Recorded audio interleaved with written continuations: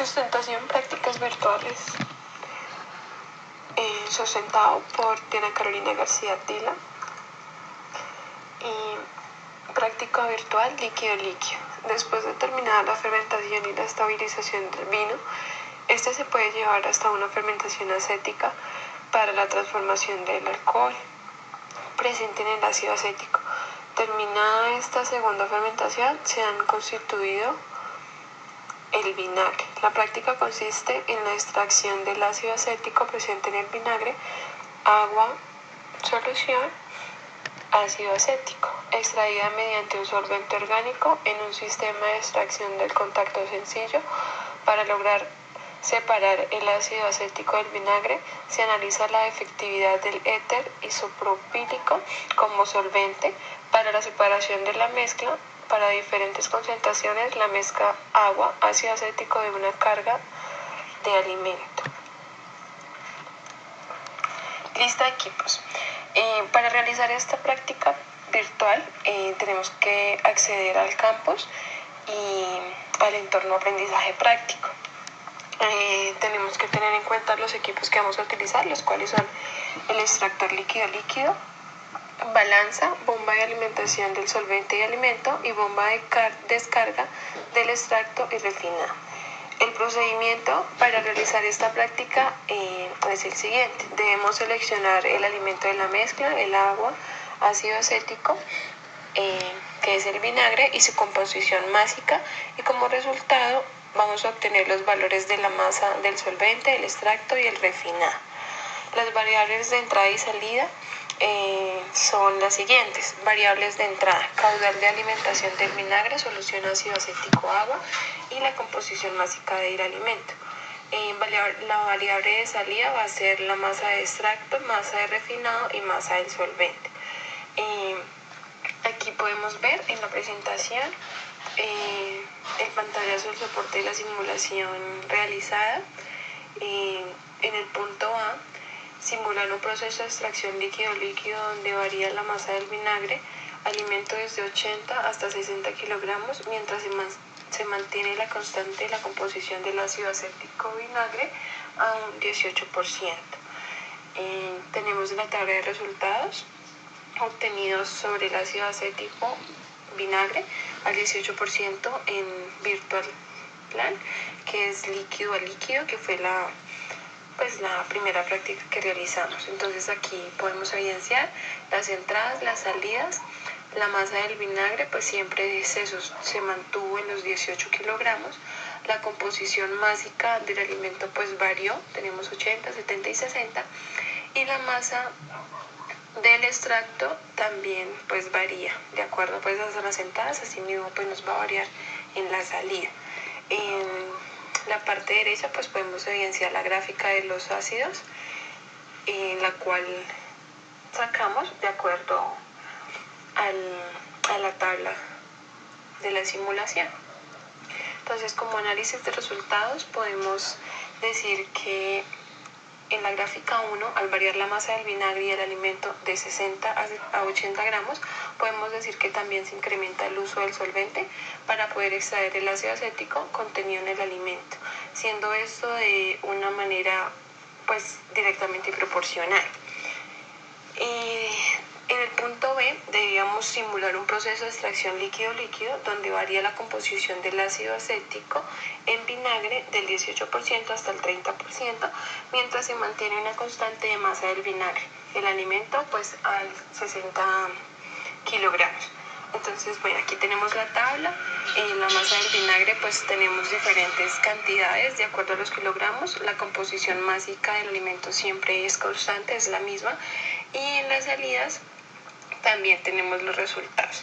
Entonces aquí tenemos la gráfica de un alimento de 60 kilogramos y pues en la gráfica podemos deducir que a medida de que la composición másica del alimento es constante, ya que manejamos una cantidad de 60 kilogramos y la masa del alimento del vinagre varía, su relación podemos ver que hay una relación proporcional con las variables de salida, es decir, a mayor corriente de alimentación, mayor cantidad de solvente se requiere. Debido a que se requiere una mayor cantidad de solvente, la cantidad del extracto obtenido será más alta. A su vez, esta está ligada a que la mayor masa del vinagre tenga un alimento mayor, sea su cantidad de recuperación del acético en el solvente, por ende el extracto final.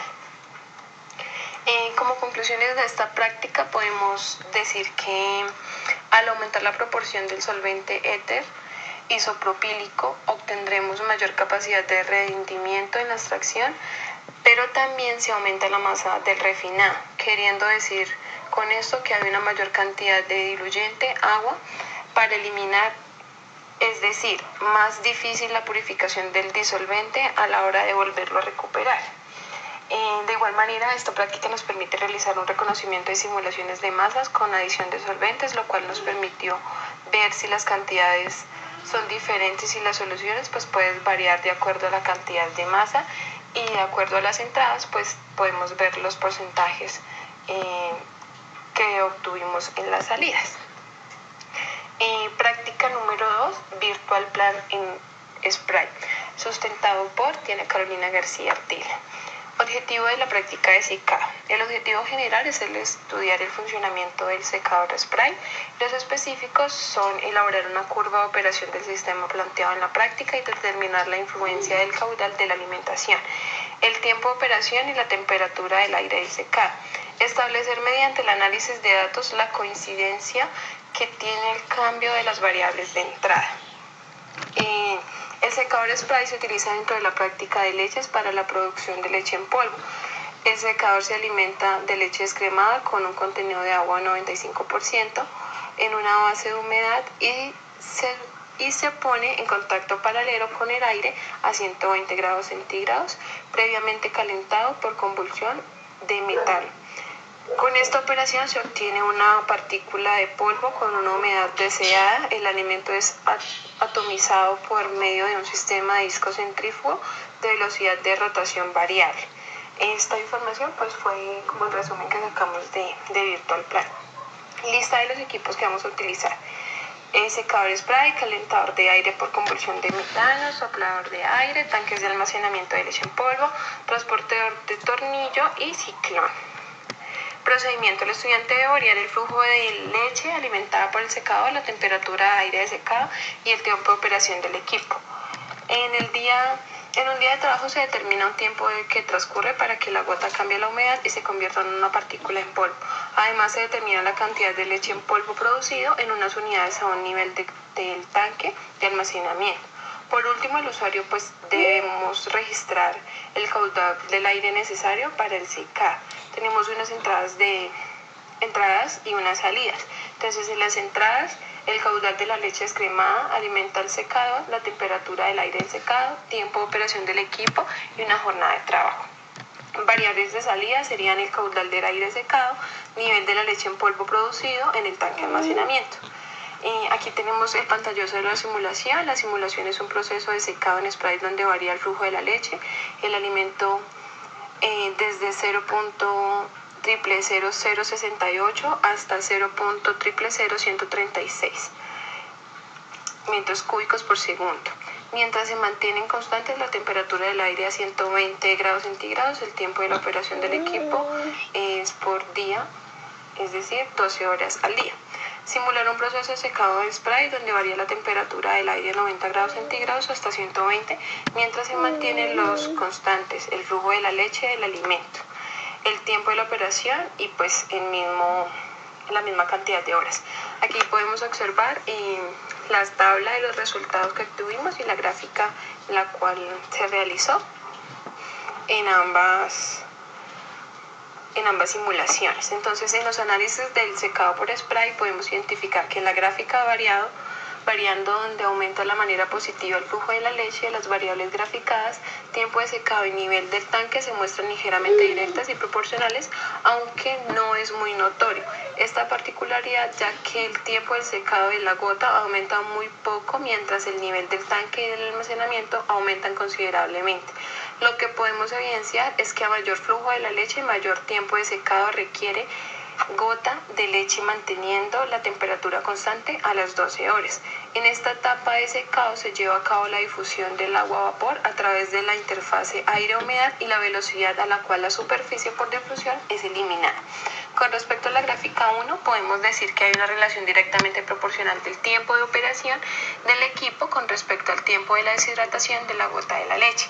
En la gráfica 2 muestra una relación que es inversamente proporcional entre el volumen del alimento de la leche, la variable de entrada versus el tiempo del secado de la gota de la leche. Esto debido a que mayor volumen de la leche se requiere un mayor tiempo para secarla.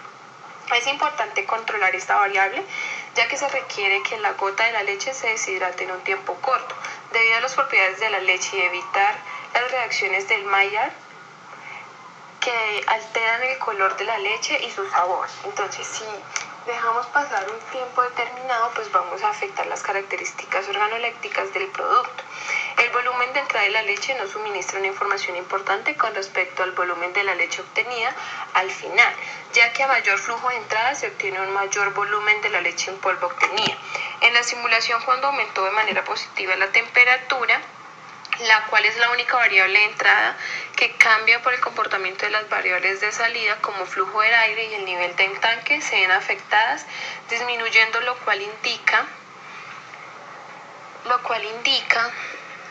la variable de entrada y dos variables de salida son inversamente proporcionales. Como podemos ver, el tiempo del secado de la gota de la leche es constante. Esto se llama periodo de velocidad constante en el secado, debido a que la humedad que se está esperando desde la superficie está siendo reemplazada por la difusión del agua desde el interior del sólido a una velocidad igual o superior a la evaporación. Como conclusión, tenemos que se debe conocer las características del producto a someter al proceso. Pues allí se pueden establecer tiempos y temperaturas de manera teórica. Además, existen herramientas como las tablas psicométricas, las cuales establecen las características y comportamientos de algunos procesos de secado. Muy importante definir las variables de entrada para poder obtener la homogeneidad en las variables de salida. Esto para poder estandarizar los procesos productivos a nivel industrial. Como último, tenemos la práctica virtual plan de destilación continua. Los objetivos son estudiar el comportamiento dinámico de una columna de platos de destilación, evaluar el efecto del caudal de alimentación sobre las corrientes de salida, cima y fondos, y evaluar el comportamiento del caudal de los fondos ante la variación de un caudal de alimentación y la composición del destilado. Estimar las temperaturas y las composiciones del destilado para cada composición del flujo de alimento y establecer mediante los análisis de datos la incidencia que tiene el cambio de variables de entrada. Aquí tenemos el resumen, tenemos la lista de equipos que son el tanque de almacenamiento de vino, columnas de destilación de platos, condensadores, bombas de alimentación, bombas de flujo, bombas de fondos, bombas para la evacuación del vapor del condensado, y tenemos un procedimiento el cual debemos seguir. Entonces debemos seleccionar el flujo del destilado a obtener, el flujo del alimento y la composición del alimento a la torre. Con estos datos pues podemos tomar nota de los correspondientes flujos del fondo y las temperaturas de encima por cada combinación de valores en las variables de entrada.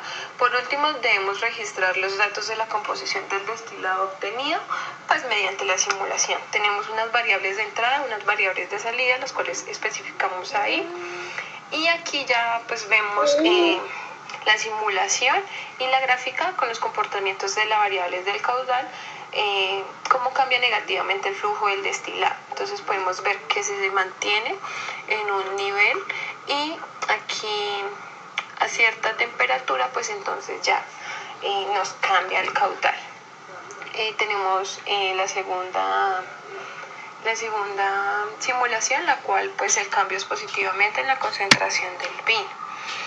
Como análisis podemos decir que en este proceso la destilación se mantiene la concentración y el flujo del vino, se realiza una variación en el flujo del destilado, lo que genera que una variación de la temperatura, y lo que nos muestra fue que entre menos sea la temperatura del destilado, menor será la concentración destilada en la cima de la torre. Esto se debe simplemente a que la falta de calor y flujo no es suficiente para calentar el vino. Se debe también